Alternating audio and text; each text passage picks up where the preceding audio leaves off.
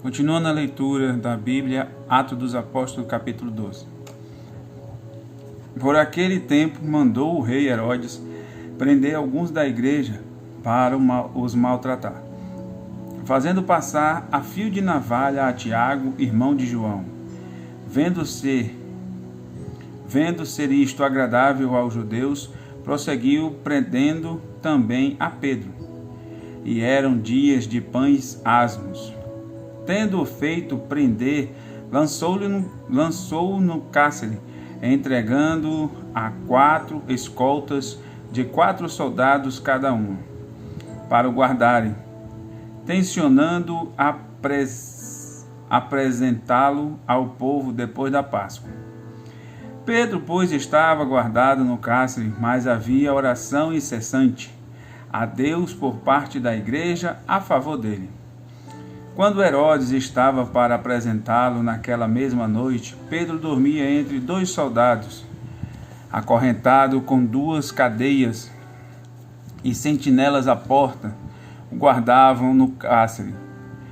Eis, porém, que sobreveio um anjo do Senhor, e uma luz iluminou a prisão, e tocando ele do lado de Pedro, o despertou, dizendo: Levanta-te depressa. Então as cadeias caíram-lhe das mãos. Disse-lhe o anjo: Cinge-te a calça, as sandálias. E ele assim o fez. Disse-lhe mais: Põe a capa e segue-me. Então, saindo, o seguia, não sabendo que era real o que se fazia por meio do anjo. Parecia-lhe antes uma visão. Depois de terem passado a primeira e a segunda sentinela, chegaram ao portão de ferro que dava para a cidade, o qual lhe abriu automaticamente, e saindo, enveredaram por uma rua, e logo diante o anjo se apartou dele. Então Pedro caiu em si e disse: Agora sei verdadeiramente que o Senhor enviou o seu anjo e me livrou das mãos de Herodes e de toda a expectativa do povo judaico. Considerando ele a sua situação, resolveu ir à casa de Maria, mãe de João, cognominado Marcos, onde muitas pessoas estavam congregando e oravam. Quando ele bateu ao póstigo do portão, veio uma criada, chamada Rode, ver quem era. Reconhecendo a voz de Pedro, tão alegre ficou que nem o fez entrar, mas voltou correndo para anunciar que Pedro estava junto do portão. Eles lhe disseram: Estás louca? Ela, porém, persistia em afirmar que assim era. Então disseram: É o seu anjo. Entretanto, Pedro continuava batendo. Então eles abriram e viram-no, ficaram atônitos.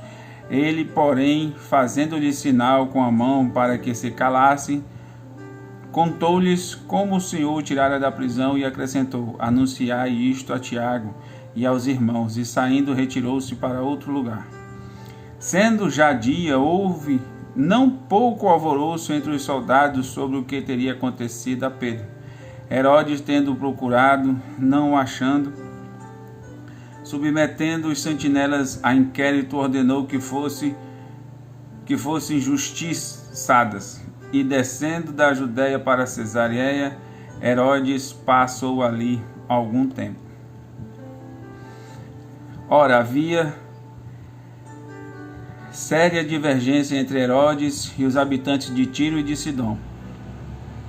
Porém, esses de comum acordo se apresentaram a ele depois de alcançar o favor de Blasto, camarista do rei. Pediram reconciliação porque a sua terra se abastecia do país do rei. Em dia designado, Herodes, vestido de traje real, assentou no trono, dirigiu-lhe a palavra, e o povo clamava: É a voz de um Deus, e não de homem.